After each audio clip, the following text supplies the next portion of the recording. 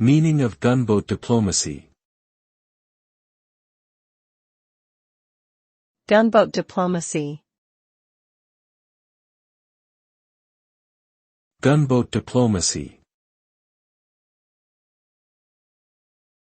Gunboat diplomacy. Gunboat diplomacy. Gunboat diplomacy refers to the use of military force or the threat of military force by a powerful nation to achieve diplomatic or economic goals.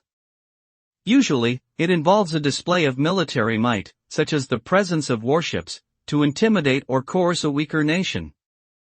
The term has been particularly associated with the 19th-century actions of Great Britain and the United States in Asia, Africa, and Latin America.